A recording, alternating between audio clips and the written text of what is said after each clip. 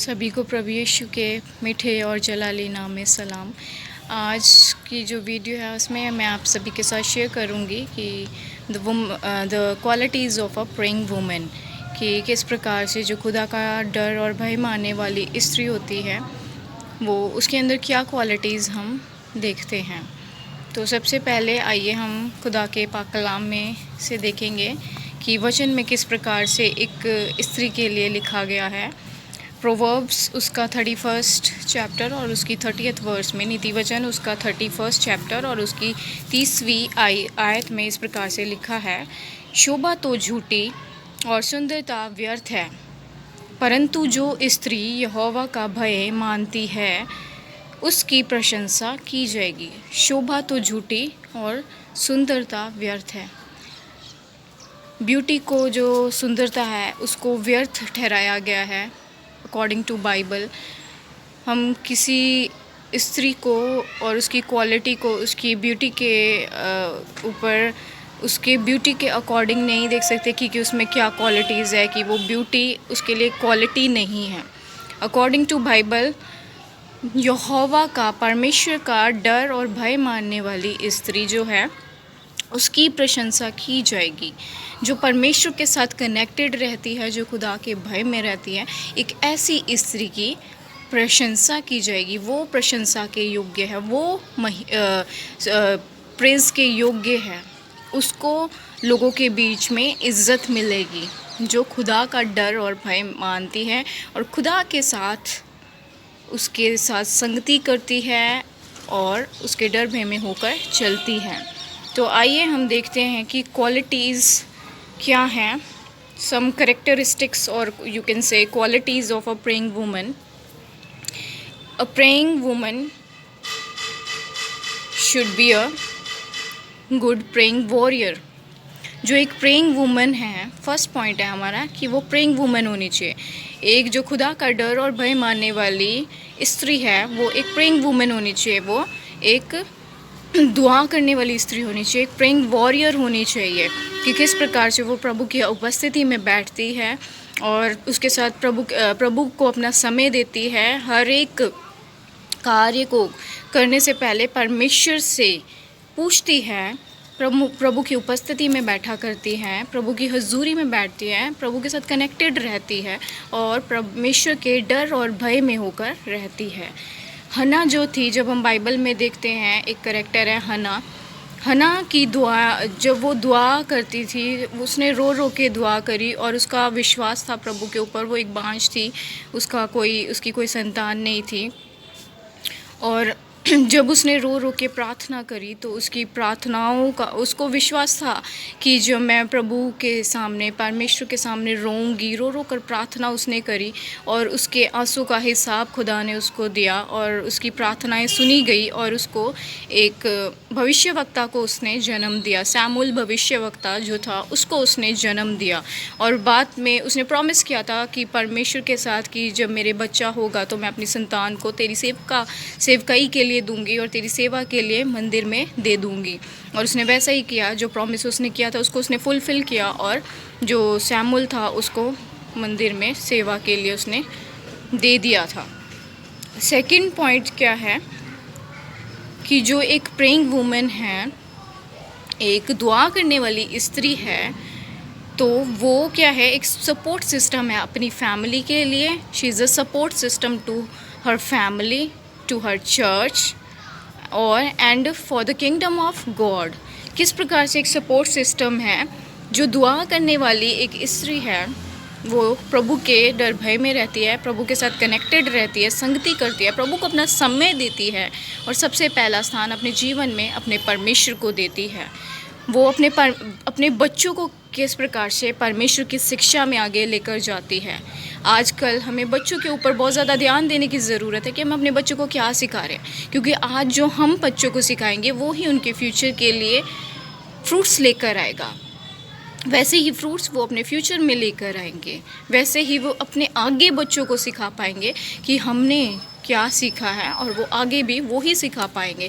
इसलिए जो उनके फ्यूचर के लिए, उनकी बेटरमेंट के लिए ये ज़रूरी है कि जो एक स्त्री है खुदा का डर और भय मानने वाली, वो अपने बच्चों को किस प्रकार से गाइड कर रही है, खुदा के कलाम में से बताती है, परमेश्वर की आज्ञाओं का पालन करना सिखाती है, उसके नियम और कानूनों को मानना, उसके डर भय में होकर चलना सिखाती है। चर्च के लिए, कलीसिया के लिए किस प्रकार से एक वुमन जो है वो उसके अंदर लीडरशिप क्वालिटीज़ है, चर्च में किस प्रकार से वो सर्व कर रही है, कलीसिया के लिए किस प्रकार से वो एक आशीष का, बरकत का कारण है। और kingdom of God, and for the kingdom of God, परमेश्वर के राज्य के लिए किस प्रकार से वो खुदा के वचन को लोगों के साथ बांटती है, उसके जीवन में प्रभु का डर भय है और वो किस प्रकार से खुदा के कलाम को लोगों तक पहुंचा रही है। वो सिर्फ ना अपने तक सीमित उसने परमेश्वर के वचन को रखा है, बल्कि वो आगे भी परमेश्वर के वचन को लोगों तक पहुंचा रही है और प्रभु के राज्य के लिए बहुत सी रूहों को तैयार कर रही है। थर्ड पॉइंट जो हम देखते हैं वो है कि वुमन एज अ एंटरप्रेन्योर, कि जो वुमन है वो किस प्रकार से एक व्यवसायी बनकर, उसके अंदर एक व्यवसायी की क्वालिटी है। प्रोवर्ब्स में, नीति वचन में, उसके 31 चैप्टर में और उसकी 18th और 19th वर्स में जब हम देखते हैं तो वहाँ पर इस प्रकार से लिखा है, वो परख लेती है कि मेरा व्यापार लाभदायक है। वो परख लेती है कि मेरा व्यापार लाभदायक है, रात को उसका दिया नहीं बुझता। वह अटेरन में हाथ लगाती है और चरखा पकड़ती है। वह अटेरन में हाथ लगाती है और चरखा पकड़ती है।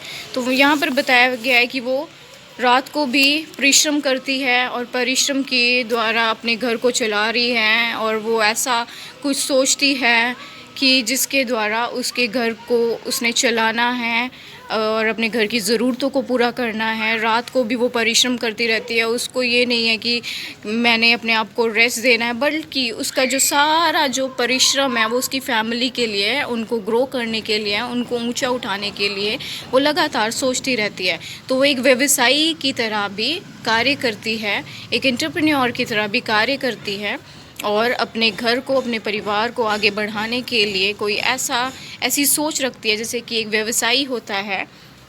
वो रिस्क से नहीं डरती कि मुझे रिस्क लेना पड़ेगा, क्योंकि एक जो बिज़नेस होता है, एंटरप्रेन्योर होता है, उसको काफ़ी रिस्क भी लेना पड़ता है। रिस्क टेकिंग भी बिज़नेस को हम दूसरे वर्ड्स में कह सकते हैं कि business is also a risk taking business. Fourth point हम देखते हैं कि एक प्रोफेटस, भविष्यवक्ता की तरह जो एक क्वालिटी एक वुमेन में होनी चाहिए, एक भविष्यवक्ता की क्वालिटी को भी हम देखते हैं। जो दिबोरा जो थी, आपने देखा होगा कि वो एक न्यायी थी, एक जज थी। ओल्ड टेस्टामेंट में न्यायियों की किताब और उसके 4th चैप्टर में वहाँ पर लिखा है, उसकी 4th और 5th वर्स में हम जब देखते हैं तो वहाँ पर बताया गया है कि जो दिबोरा थी वो एक पेड़ के नीचे, खजूर का पेड़, उसके नीचे बैठकर न्याय किया करती थी। लोग उसके पास आते थे दूर दूर से और अपनी जो बातें उससे पूछा करते थे कि हमें सलाह लेने के लिए उससे आते थे। और वो एक भविष्यवक्तन थी वो, और परमेश्वर की स्तुति आराधना करती थी, परमेश्वर के साथ कनेक्टेड रहती थी और परमेश्वर की मर्ज़ी को वो पूरा करती थी। She fulfil the will of God, और वो परमेश्वर के राज्य को ऊंचा उठाने के लिए कार्य करती थी। तो हमें भी दिबोरा की तरह ये क्वालिटी हमारे अंदर, वुमेंस के अंदर होनी चाहिए कि हम एक दिबोरा की तरह हम खड़े हों और खुदा के लोगों के लिए, खुदा के राज्य के लिए हम किस प्रकार से अपने आप को इस्तेमाल करते हैं, प्रभु के साथ कनेक्टेड रहते हैं, प्रभु की हजूरी में हमेशा बने रहते हैं। तो आइए देखते हैं न्यायियों और उसका 4th चैप्टर,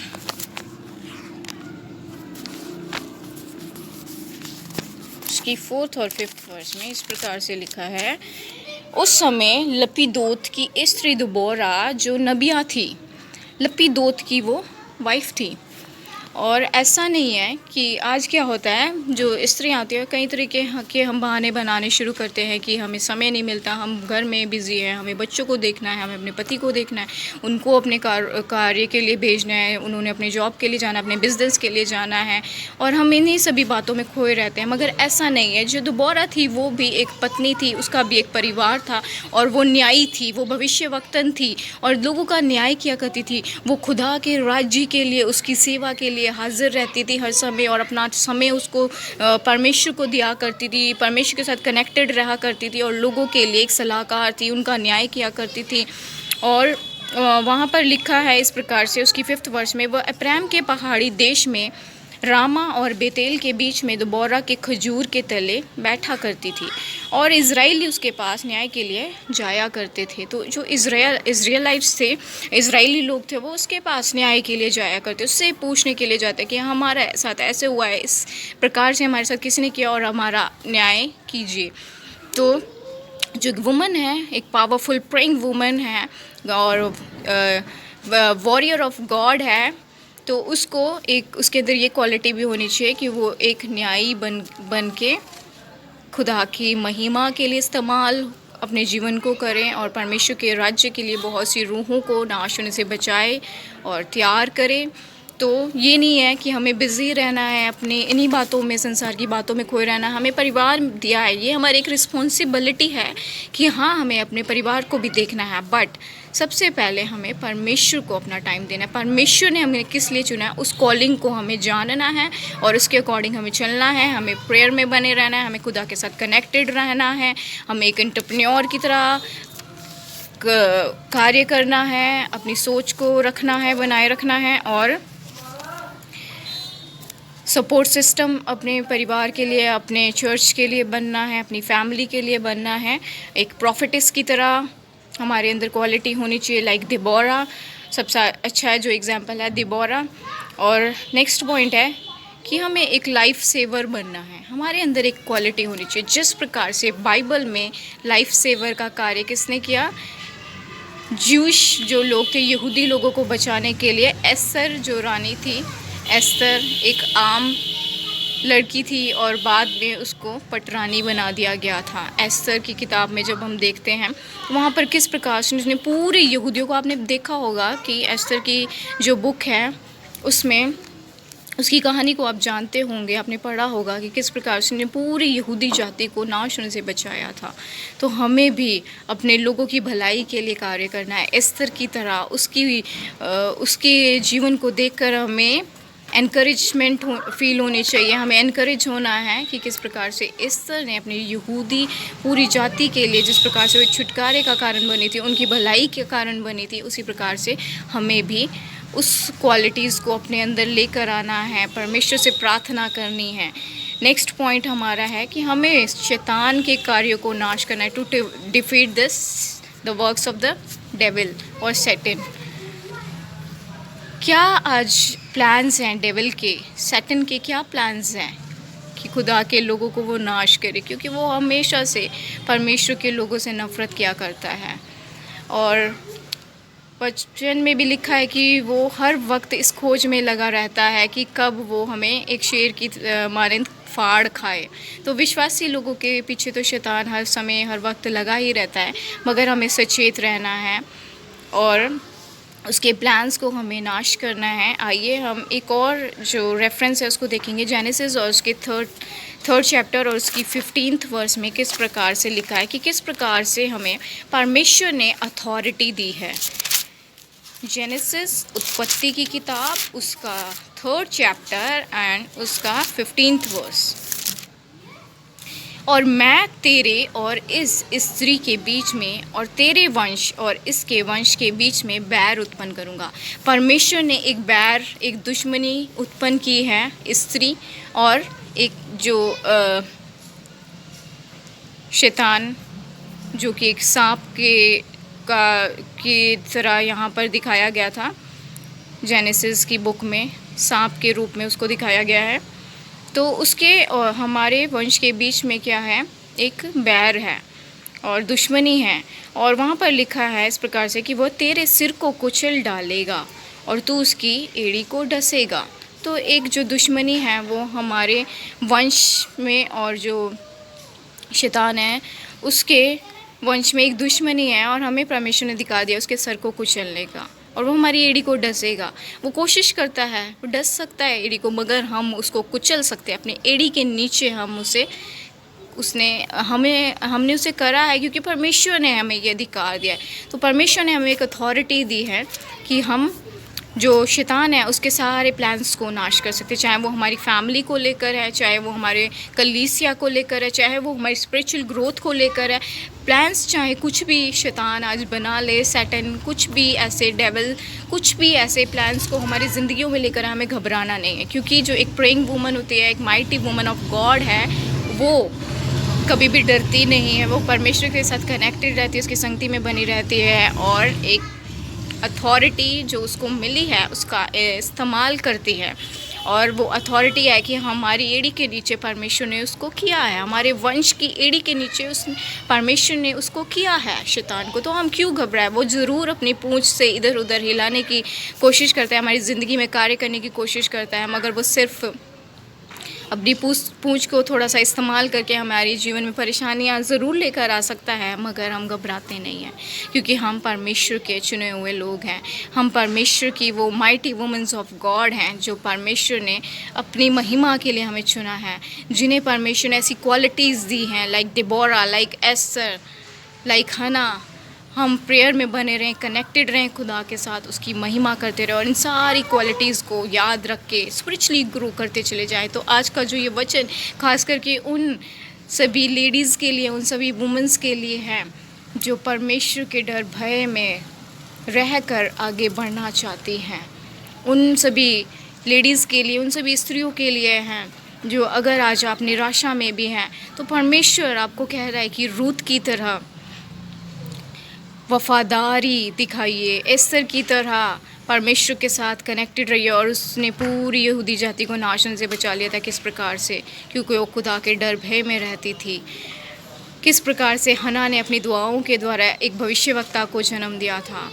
तो क्या वो क्वालिटीज़ आज हमारे अंदर नहीं है? ऐसा नहीं है, हमारे अंदर वो सारी क्वालिटीज़ हैं। हाँ, we are the mighty womens of God. तो हमें परमेश्वर की हज़ूरी में बने रहना है, अपना समय और अपना पहला जो भाग है दिन का वो परमेश्वर को देना है। और जब हम ऐसा करते हैं तो प्रभु भी हमें सबसे आगे रखता है। हर एक जगह पर, हर एक आशीष को देने के लिए प्रभु हमें सबसे पहले याद करता है। हर एक उस गिफ्ट को देने के लिए प्रभु हमें सबसे पहले याद रखता है। और अपनी जो बेटियां हैं खुदा की, जो बंदियां हैं खुदा की, दासियां हैं, उनको प्रभु हमेशा आगे रख कर इस्तेमाल करना चाहता है। इसलिए हमें कंटिन्यू प्रभु के साथ संगति में बने रहना है और उसकी महिमा के लिए इस्तेमाल अपने जीवन को करना है, क्योंकि ये जीवन हमें परमेश्वर ने दिया है अपने फैमिली के लिए, अपने चर्च के लिए, अपनी कलीसिया के लिए और बहुत से अन्य लोगों के लिए। हमें परमेश्वर ने एक आशीष का ज़रिया बनाया है। इसलिए हमें सिर्फ घर के फैमिली के कामों में नहीं लगे रहना, बल्कि परमेश्वर ने जो हमें कॉलिंग दी है, जो बुलाहट दी है, we are the mighty womens of God, we are the praying women's.